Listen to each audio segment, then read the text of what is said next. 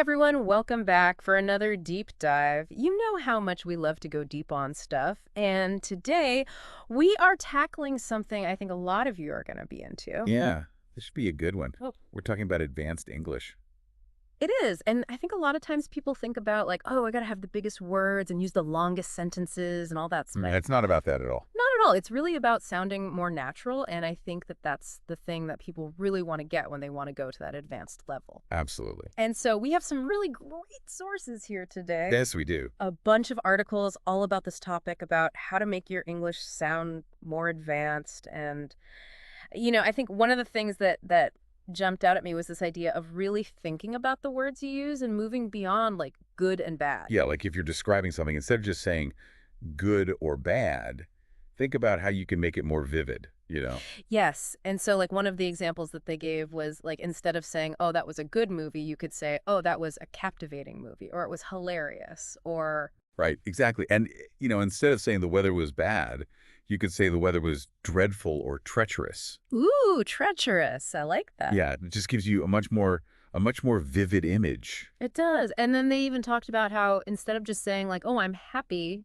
like, which we all say, right? Sure. You could say, I'm elated, I'm euphoric. Yeah, I'm overjoyed. Overjoyed. Right? It really emphasizes, the intensity of the feeling. Yes. Yes, it does. And that's really what it's all about. It's not out just trying to use fancy words to show off. Right.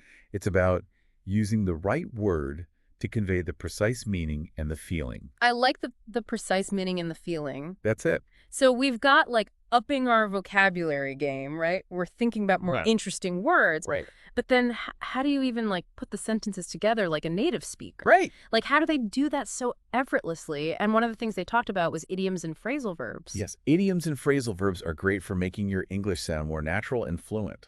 They really are. And I think that's the thing that a lot of people don't realize is they're like, oh, I got to know perfect grammar. I got to, conjugate all my verbs perfectly.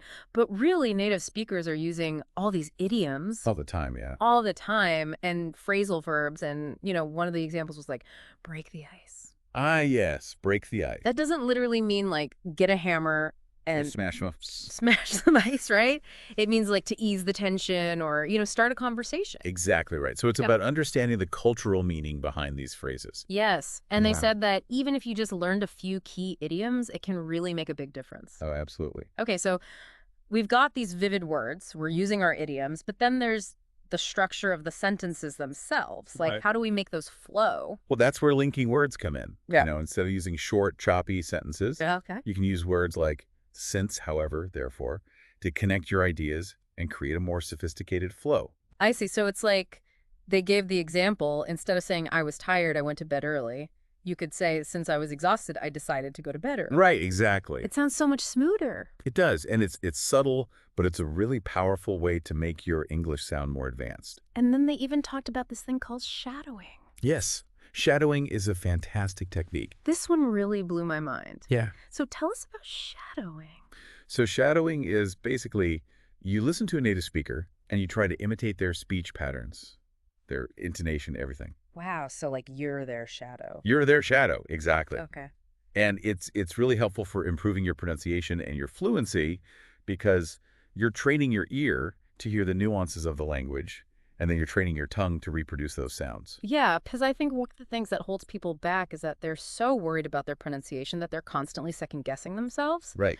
But if you do the shadowing, then you're like training yourself to just let go and speak. Yeah. Exactly. And the more you practice, the more natural it becomes. So much good stuff here today. We've got, thinking about our vocabulary, using idioms, putting our sentences together in a way that flows, and then even the shadowing technique. It's all about going deeper, right? It is. It's about understanding the nuances, the subtleties, the layers of meaning that make English such a rich and expressive language. I love that.